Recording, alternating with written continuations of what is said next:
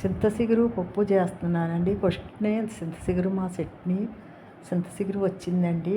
కొత్త ఒక గ్లాస్‌కి చింతచిగురుకి సరిపోయిందండి. ఒక 2 నిమిషాలు వేపుకోవాలండి. అంటే కమ్మగా ఉంటుందండి. ఒక 2 నిమిషాలు వేపుకొని ఒక 10 నిమిషాలు నానబెట్టుకుంటే సరిపోతుందండి. కుక్కర్లో కాబట్టి పెద్ద నానబెట్టుకోక్కర్లేదండి. గమ్మునే ఉడికిపోతుంది కదండి. అంటే కమ్మగా ఉంటుంది కదా. ఒక 2 నిమిషాలు వేపుకునండి. చింతచిగురు శుభ్రంగా కాళ్ళది ఉంటాయి కదండి, అవన్నీ తీసేసుకుని బాగు చేసుకోవాలండి. చేసుకుని ఒకసారి నీటిలో ఇలాగ కడిగేసుకుంటే సరిపోతుందండి. అంటే పైన దుమ్మది ఏమన్నా పడుతుంది కదండి. అది ఆ చింతచిగురికి సరిగ్గా కరెక్ట్గా సరిపోయిందండి. ఒక గ్లాస్ పప్పుకి చూసారు కదండి, గ్లాస్ పప్పుకి చింతచిగురికి సరిపోయింది. ఫస్ట్ ఇదే అంత చింతచిగురు అయిందండి. కొత్తేనండి. ఇంక ఇక్కడి నుంచి బాగా ఎక్కువగా చింతచిగురు వస్తుందండి. ఒక 3 కానీ 4 కానీ విజిల్ వేయించుకుంటే సరిపోతుందండి. ఉడికిపోయిందంటే ఇప్పుడు శుభ్రంగా కడిగేసుకునండి. ఒకసారి నీళ్లు పిండేసుకునండి, నలిపేసుకోవాలండి. ఆ చింతచిగురిని ఇలా నలిపేసుకుని వేసుకోవాలండి. వేసుకుని కారం, పసుపు, నేను పచ్చిమిరపకాయలు వేయలేదండి, వేయనండి. చింతచిగురులోని కారం, పసుపు, సాల్ట్ వేసి కొద్దిగా నీళ్ళు సరిపోలేదండి, కొద్దిగా నీళ్ళు వేసుకున్నాను.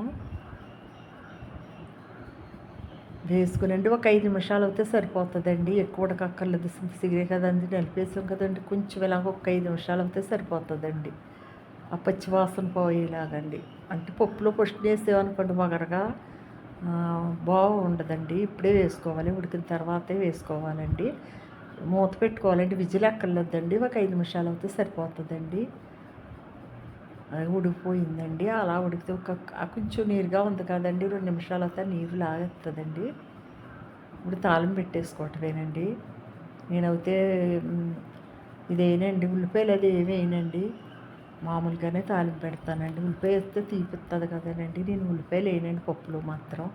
అంటే పప్పు పులుసులో వేస్తాను కానండి, పప్పులో వేయనండి. ఆవాలు, వెల్లుల్లి అండి, జీలకర్ర, ఎండుమిరపకాయ, కరివేపాకు వేస్తానండి. అంతే. ఎందుకంటే తీపిగా ఉంటాయండి. నాకు మా ఇంట్లో ఉల్లిపాయలు వేసుకోమండి మేము. పచ్చిమిరపకాయలు కూడా వేయనండి చింతకూరలో మాత్రం. కారంతోనే వేస్తూ వండుతానండి. వేసుకోవచ్చండి, మీ ఇష్టమండి. కావాలంటే మీరు వేసుకోవచ్చు. కానీ నేను పచ్చిమిరపకాయలు వేయనండి. 1, 2 వేసుకోవచ్చు కానీ వేయనండి నేను. ఇటు పచ్చిమిరపకాయలు వేయబుద్ధి అవ్వదండి నాకు చింతచిగురులోని. మామిడికాయ, టమాటా వాటిలో వేస్తాను కానండి. మీకు కావాలంటే మీరు వేసుకోవచ్చండి, మీ రుచిని బట్టి వేసుకోవచ్చండి. అంతే అండి. పప్పు చింతకూర ఫస్ట్ సారి వచ్చిన పప్పు చింతకూర అండి. చింతచిగురు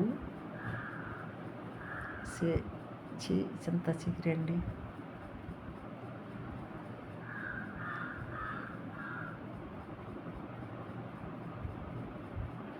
కలిపేసుకోవటమేనండి. ఒక 2 నిమిషాలు అలాగా కలిపితే సరిపోతుందండి.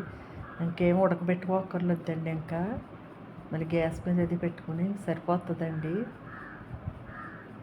అంతే అండి. అలా ఉండాలండి. బాగా గట్టిగా ఉన్నా బాగోదండి, బాగా పలసగా ఉన్నా బాగోదు. అలా ఉంటే అండి చిక్కదనంగా బాగుంటుందండి. అంతే అండి.